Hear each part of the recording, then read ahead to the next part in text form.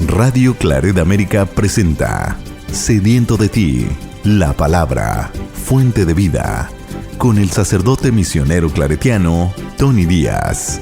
Reflexiones diarias del Evangelio. Aquí iniciamos.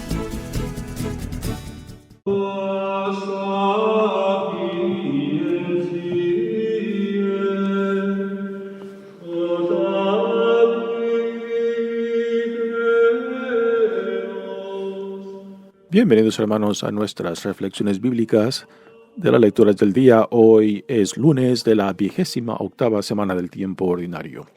Lunes de la 28ª semana del tiempo ordinario. La primera lectura de hoy viene de la carta de San Pablo a los Gálatas, capítulo 4, versículos 22 al 24, 26 al 27 y 31, hasta el capítulo 5, versículo 1. Hermanos, dice la Escritura que Abraham tuvo dos hijos, uno de la mujer que era esclava y el otro de la que era libre. El hijo de la esclava fue engendrado según las leyes naturales, el de la libre, en cambio, en virtud de la promesa de Dios. Esto tiene un sentido simbólico. En efecto, las dos mujeres representan las dos alianzas. Agar representa la del monte Sinaí, que engendra esclavos y es figura de la Jerusalén de aquí abajo. Por el contrario, la Jerusalén de arriba es libre y esa es nuestra madre. A este respecto, dice la Escritura: regocíjate tú, la estéril, la que no das a luz, rompe a cantar de júbilo, tú, la que no ha sentido los dolores del parto, porque la mujer abandonada tendrá más hijos que aquella que tiene marido. Así pues, hermanos, no somos hijos de la esclava, sino de la mujer libre. Cristo nos ha liberado para que seamos libres. Conserven pues la libertad y no se sometan de nuevo al yugo de la esclavitud. Palabra de Dios. El salmo responsorial es el Salmo 112 y el responsorio es: bendito sea el Señor ahora y para siempre. Bendito sea el Señor ahora y para siempre. Bendito sea el Señor, alábenlo sus siervos. Bendito sea el Señor desde ahora y para siempre. Desde que sale el sol hasta su ocaso, alabado sea el nombre del Señor. Dios está sobre todas las naciones, su gloria por encima de los cielos. ¿Quién hay como el Señor? ¿Quién iguala al Dios nuestro? Que tiene en las alturas su morada, y sin embargo de esto, bajar se digna su mirada, para ver tierra y cielo. Él levanta del polvo al desvalido, y saca al indigente del estiércol, para hacerlo sentar entre los grandes, los jefes de su pueblo. Bendito sea el Señor, ahora y para siempre. El Evangelio de hoy viene de Lucas, capítulo 11, versículos 29 al 32. En aquel tiempo la multitud se apiñaba alrededor de Jesús, y éste comenzó a decirles: la gente de este tiempo es una gente perversa. Pide una señal, pero no se le dará más señal que la de Jonás. Pues así como Jonás fue una señal para los habitantes de Nínive, lo mismo será el Hijo del Hombre para la gente de este tiempo. Cuando sean juzgados los hombres de este tiempo, la reina del sur se levantará el día del juicio para condenarlos, porque ella vino desde los últimos rincones de la tierra para escuchar la sabiduría de Salomón. Y aquí hay uno que es más que Salomón. Cuando sea juzgada la gente de este tiempo, los hombres de Nínive se levantarán el día del juicio para condenarla, porque ellos se convirtieron con la predicación de Jonás. Y aquí hay uno que es más que Jonás. Palabra del Señor.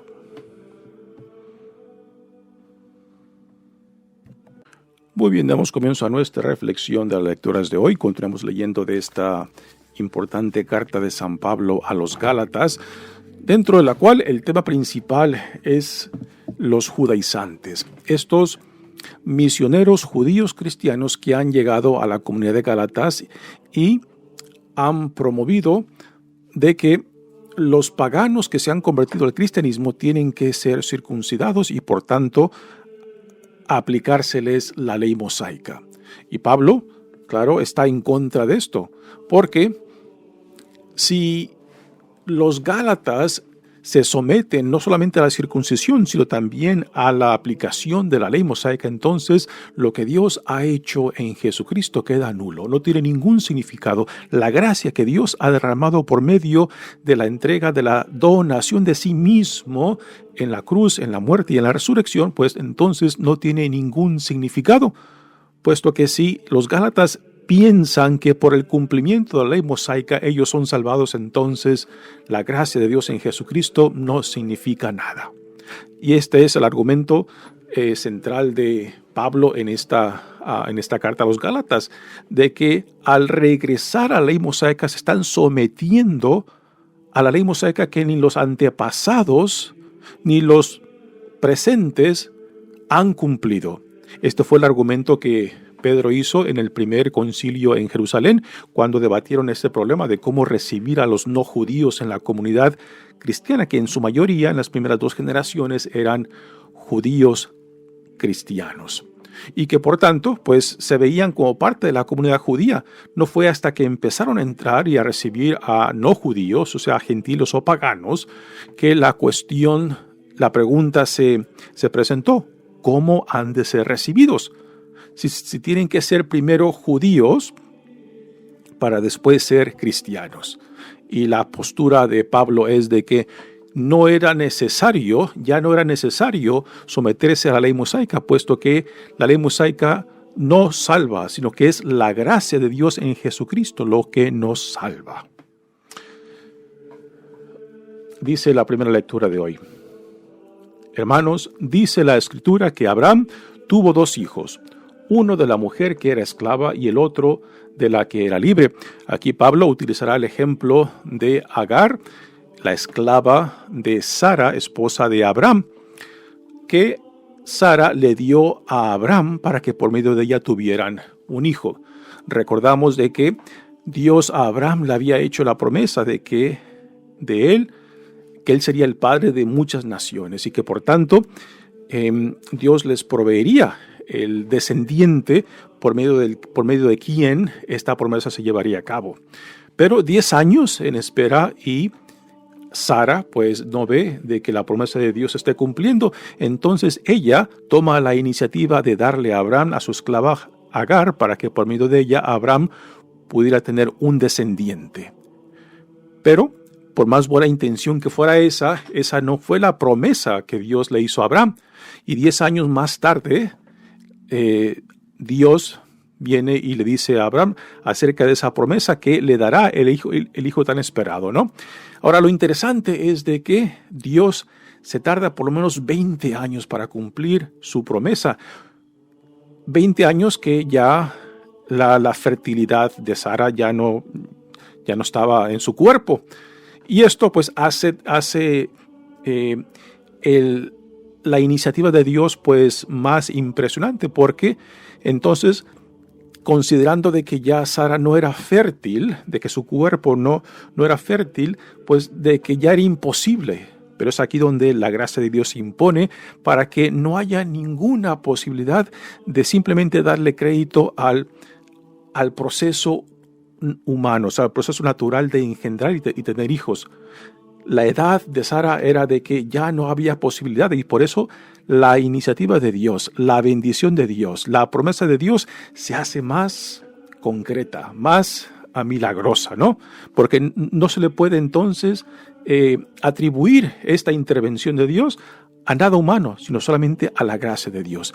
Entonces, el hijo de la promesa que Dios le hizo a Abraham de hacerlo el padre de muchas naciones, vendrá junto con Sara, ¿no? Así que aquí Pablo está comparando a las dos mujeres, a Agar, la esclava, y a Sara, que es la esposa de Abraham y por tanto libre, ¿no?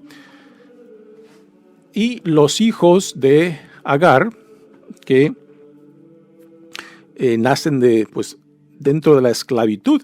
Aquí es donde Pablo hace una comparación que aquellos que son solamente descendientes de Abraham no significa de que necesariamente compartan de la promesa, puesto que la promesa que Dios hizo a Abraham no se determina por la sangre o por la carne, sino por la promesa, o sea, por la fe que Abraham tuvo en respuesta a la iniciativa de Dios. La promesa de Dios se lleva a cabo por medio de lo que Dios le prometió a Abraham y no por iniciativa humana, que fue lo que hizo posible el primer hijo de Abraham con Agar, Ismael, que se le atribuye como el fundador de la raza de árabes. Así que aquí Pablo está utilizando a estas dos mujeres para hablarnos de quiénes son los hijos de la esclavitud y quiénes son los hijos de la libertad en Cristo. O sea, porque Dios en Jesucristo nos libera de la esclavitud de la ley para vivir en el Espíritu de Dios, que es lo que, por ejemplo, encontramos también en el profeta Jeremías, en el profeta Isaías, donde Dios dice que cuando se lleva a cabo esta época mesiánica, Dios grabará su ley en la mente y el corazón de su pueblo, de que ya no habrá necesidad de que sean instruidos, de que será Dios mismo que instruirá a su pueblo y guiará a su pueblo, porque los líderes de su pueblo le han fallado. Dice la carta de Pablo: el hijo de la esclava fue engendrado según las leyes naturales, o sea, por iniciativa de Sara, para poderle proveer un descendiente a Abraham por medio de su esclava Agar. El de libre, o sea, el hijo de Abraham y Sara, es el hijo de la promesa que Dios le había hecho a Abraham de hacerlo padre de muchas naciones. El de la libre, en cambio, en virtud de la promesa de Dios. Y aquí Pablo utilizará a aquellos que se identifiquen con la fe de Abraham, no por la descendencia física o por la sangre, sino por la fe de Abraham, que es lo que les insiste Pablo a los Gálatas, que se están rechazando la gracia que Dios ha derramado en ellos por el acto del sacrificio de Jesucristo, por el cual somos salvados. Entonces, al regresar a someterse a la ley, entonces están despreciando, están haciendo nulo todo lo que Dios y Jesucristo ha llevado a cabo. Continúa Pablo diciendo: esto tiene un sentido simbólico. En efecto, las dos mujeres representan las dos alianzas. Agar representa la del monte Sinaí. El monte Sinaí se encuentra en la península arábica. Entonces aquí Pablo, al mencionar a Agar, la conecta con los hijos de la esclavitud, los hijos de la Jerusalén terrenal, que engendra esclavos y es figura de la Jerusalén de aquí abajo. Por el contrario, la Jerusalén de arriba es libre y esa es nuestra madre. Tanto los profetas Jeremías como Isaías y Ezequiel hablan de la Jerusalén celestial, y es una imagen simbólica de la vida espiritual. Es una imagen de la plenitud de vida a la cual el pueblo de Dios y también el pueblo en Cristo somos llamados a asumir esta nueva identidad, no de la Jerusalén terrenal, pero de la Jerusalén celestial, que simboliza la universalidad de lo que Dios está llevando a cabo en su plan de salvación, de que todas las naciones, toda la creación será atraída por esta imagen de la Jerusalén celestial. Dice, por el contrario, la Jerusalén de arriba es libre y esa es nuestra madre. También hay una conexión entre la imagen de la Jerusalén celestial y vivir según el Espíritu de Cristo, que nos apunta a la mentalidad y el corazón de Jesucristo. O sea, vivir según el Espíritu de Dios es asimilar el corazón y la mente de Cristo. Este es un tema que también Pablo desarrolla en sus cartas. Continúa Pablo diciendo, por el contrario, la Jerusalén de arriba es libre y esa es nuestra madre. A este respecto dice la Escritura, regocíjate tú, la estéril, la que no das a luz, rompe a cantar de júbilo, tú, la que no has sentido los dolores del parto, porque la mujer abandonada tendrá más hijos que aquella que tiene marido. Esta referencia bíblica hace referencia a la iniciativa de Dios. O sea, que es por la iniciativa de Dios que todo esto se llevará a cabo, no por la iniciativa humana, no por decisión humana, no por esfuerzo humano, sino por la gracia de Dios. Y esto es lo que Pablo insiste, ¿no? De que somos salvados por la gracia de Dios y no por el cumplimiento de la ley, no por iniciativa humana, no por esfuerzo humano, sino solamente por la gracia de Dios en Jesucristo. Y es lo que los Gálatas están rechazando al someterse de nuevo a la ley mosaica. Así pues, hermanos, no somos hijos de la esclava, sino de la mujer libre. Cristo nos ha liberado para que seamos libres. ¿Y de qué nos ha liberado Cristo? Pues nos ha librado de la esclavitud de la ley. Y repito, esto es lo que mencioné al principio de esta reflexión, es el argumento que Pedro, por ejemplo, hizo en el primer concilio de Jerusalén, cuando se trató el tema de cómo los no judíos, o sea, los gentiles o paganos, tenían que ser recibidos en la comunidad cristiana, si tienen que ser circuncidados los hombres particularmente y después someterse a la ley mosaica o no. Y la conclusión de ese primer concilio es de que no es necesario someterlos a la circuncisión y después a la ley mosaica, puesto que, argumenta Pedro, que ni sus padres, o sea, ni sus antepasados, ni ellos mismos han podido cumplir perfectamente la ley mosaica. Entonces, ¿por qué someter a los paganos o no judíos a algo que ni siquiera sus padres ni ellos mismos han podido cumplir? Puesto que somos salvados por la gracia de Dios y no por el esfuerzo humano, no por el cumplimiento de la ley mosaica, ¿no? Y esa es la conclusión que se lleva a cabo en el primer concilio de Jerusalén. Y es aquí lo que Pablo está argumentando, que si los Gálatas se someten a la influencia de estos judaizantes, de que los quieren someter a la circuncisión y después a la implementación de la ley mosaica como condición de su salvación, pues entonces han rechazado totalmente lo que Dios en Jesucristo ha llevado a cabo.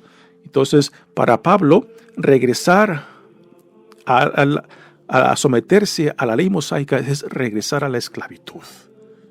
Y es precisamente de eso, de lo que Dios en Jesucristo nos ha liberado. ¿Liberado para qué? Para vivir en la libertad de ¿qué? De ser hijos e hijas amados de Dios, ciudadanos del reino que Dios ha inaugurado en Jesucristo. Ahora, vivir en la libertad como hijos e hijas del reino no significa de que uno viva con este sentido de libertad de hacer lo que a uno se le antoja. No, la libertad de la cual habla Pablo es la libertad del Espíritu Santo. Si no nos sometemos a la ley mosaica, entonces nos sometemos al Espíritu que ha hecho posible todo este plan de Dios en Jesucristo y que también es el mismo Espíritu que está en la fundación de la iglesia, la comunidad del reino. Ahora, vivir bajo este espíritu significa, en el fondo, lo siguiente: es asimilar la mente y el corazón de Jesucristo. Esto es lo que significa vivir bajo la influencia del Espíritu Santo, puesto que el Espíritu Santo es fuente del Padre y del Hijo. Y es el fruto de esa relación entre el Padre y el Hijo que es ahora lo que guía a lo que sacude y también exige a la Iglesia que respondan a la iniciativa por la cual la Iglesia fue fundada, para ser un sacramento, para ser una luz que atraiga a toda la creación hacia Dios por medio de Jesucristo. Así que Pablo constantemente les repite en esta carta a los Gálatas de que no rechacen la gracia que se les fue dada, no regresen, no se sometan de nuevo a la esclavitud de la cual fueron salvados en Jesucristo. Cristo nos ha librado para que seamos libres. Conserven pues la libertad y no se sometan de nuevo al yugo de la esclavitud. Ahora, si nos deshacemos del yugo de la esclavitud, ¿cuál es el otro yugo que Cristo nos presenta? Y esto Cristo lo describe en el Evangelio de Lucas, ¿no? Que nos pongamos el yugo del amor, el yugo de la compasión, el yugo de la misericordia. Es lo que Cristo mismo nos modela en su propia vida, en su propia relación con Jesucristo. Jesús mismo nos dirá que tomemos su yugo, que es ligero, el yugo del amor, el yugo de la compasión, el yugo del Espíritu Santo, que cuando se lleva a cabo esta asimilación del reino en nosotros, entonces ya el ser discípulo, el ser un discípulo, el ser un ciudadano del reino no es algo que se impone, es algo a lo cual se responde cuando uno reconoce la iniciativa de Dios en nosotros, ¿no? La religión no debe de ser una imposición. Cuando la religión se ha convertido en una imposición, en una obligación, entonces se vive solamente por las expectativas, por las normas, y no por el Espíritu que Dios en Jesucristo nos ha dado. Y esto es lo que Pablo quiere que entiendan los Gálatas, y nosotros que leemos esta carta, pues también nos pide que también seamos discípulos de Jesucristo, ciudadanos del reino, guiados por este mismo Espíritu, repito, que nos lleva a asimilar la mente y el corazón de Jesucristo mismo. Muy bien, pasemos ahora al Evangelio de hoy. Jesús, en el Evangelio de Lucas, continúa su trayectoria hacia Jerusalén, donde se llevará a cabo el cumplimiento de su misión con su pasión, muerte y resurrección. Dice el Evangelio de hoy: en aquel tiempo la multitud se apiñaba alrededor de Jesús, y éste comenzó a decirles: la gente de este tiempo es una gente perversa, pide una señal, pero no se le dará más señal que la de Jonás. Recordamos la dificultad que Jesús ha tenido con los líderes de la comunidad judía, particularmente con los escribas, con los fariseos, con los ancianos, que son los líderes de la comunidad, que insisten en que Jesús les dé alguna prueba de su identidad y de su autoridad. Pero Jesús dice: ¿no han visto lo que Dios está haciendo por medio de él? Las sanaciones, las expulsiones de demonios, los milagros que ha hecho, no son suficientes para sus críticos. Le exigen a Jesús uno tras otra prueba, pero no hay peor ceguez, no hay peor sordez que aquellos que no quieren ver, que no quieren escuchar, ¿no? Y que por más que insistan de que Jesús les compruebe su identidad y de dónde viene su autoridad, simplemente no lo escucharán, no lo aceptarán, porque ya han cerrado su mente, han cerrado su corazón. Y esto pues también es algo que nos tiene que cuestionar a nosotros también cuando cerramos nuestra mente, nuestro corazón al Dios que constantemente viene a nosotros, ¿no? Y que a veces también jugamos este juego que los fariseos y escribas están llevando a cabo con Jesús, pidiéndole una señal, ¿no? Le decimos también nosotros, ¿no? Señor, dame un milagrito, dame una señal de que tú estás ahí, de que esto es lo que tú me pides. Y así jugamos este mismo juego, poniendo a pruebas a Dios, ¿no? Cuando quizás no tenemos ninguna intención de comprometernos, de seguirlo, pero simplemente le ponemos estas exigencias a Dios cuando no está dentro de nosotros el deseo de seguirlo, de comprometernos, de jugarnos la vida con Él. Pide una señal, le dicen, pero no se le dará más señal que la de Jonás. Recordamos en el libro de Jonás que Dios llama a Jonás para que vaya a la capital del antiguo imperio de Asiria, Nínive, para que les profetice de que si no se convierten, pues Dios los destruirá. Lo interesante del libro de Jonás es de que Dios llama al profeta Jonás, que es ciudadano del reino de Israel, y que Dios le pide que vaya a la capital del antiguo imperio de Asiria, que fue quien conquistó el reinado de Israel, el reinado del norte, que destruyó el reinado y que se llevó a la crema innata al exilio a la capital de Asiria, ¿no? Y así que Dios le está pidiendo a Jonás que vaya al antiguo enemigo de Israel para que promueva la conversión. Y Jonás por eso se resiste. Dice, ¿cómo voy a ir a un pueblo que destruyó el reinado del norte, ¿no? Y por eso Jonás trata de huir y se esconde de Dios y a últimas va, pero renegando, ¿no? Y aun cuando Dios ve el resultado de la proclamación de Jonás y ve la conversión de Nínive, Jonás se enfada, se enoja, dice, porque Jonás pide y espera todo lo contrario, de que Dios castigue a los antiguos enemigos de Israel, ¿no?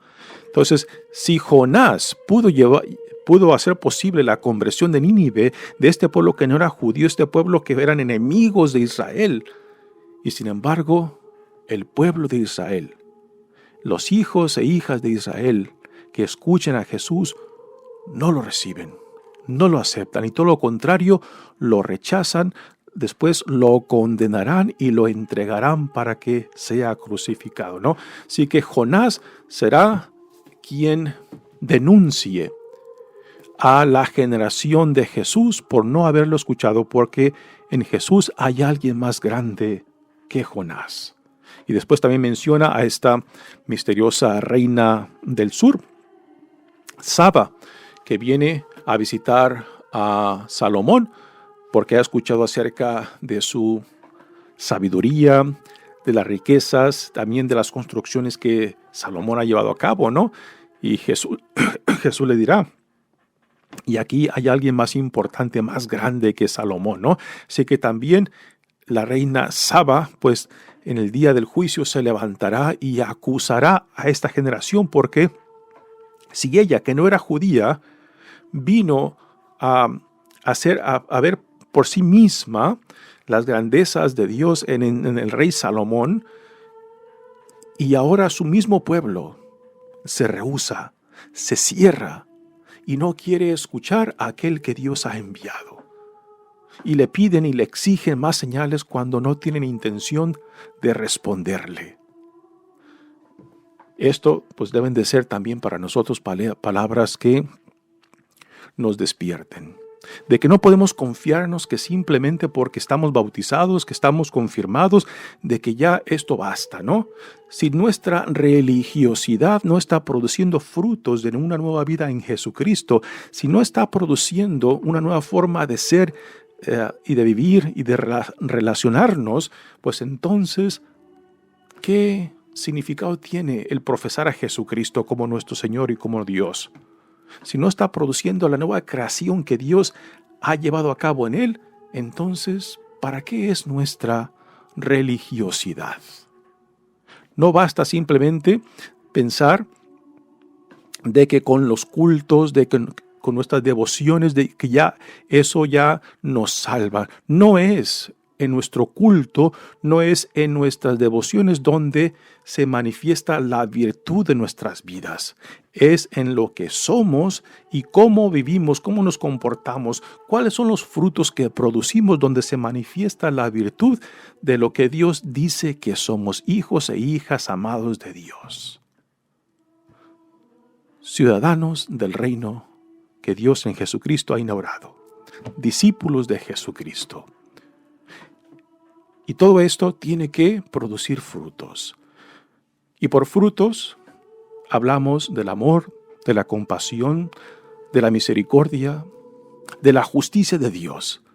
Estos son los frutos que somos llamados a producir, de que como discípulos de Jesucristo busquemos la justicia, la hermandad, la solidaridad. Toda nuestra religiosidad, todo nuestro culto, todos nuestros sacramentos nos tiene que llevar a eso, a la hermandad, a la solidaridad. A Dios no se le va a hacer más grande de lo que es.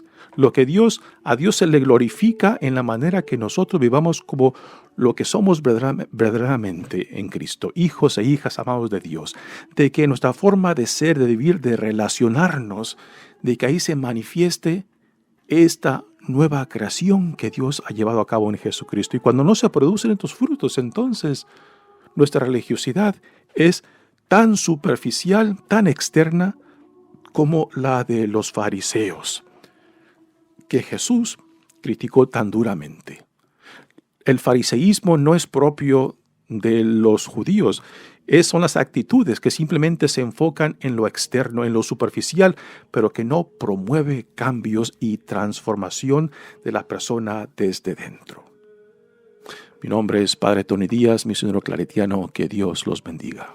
Radio Claret América presentó Sediento de ti, la palabra. Fuente de vida. Sus comentarios son importantes. Contáctenos en radioclaretamerica@gmail.com.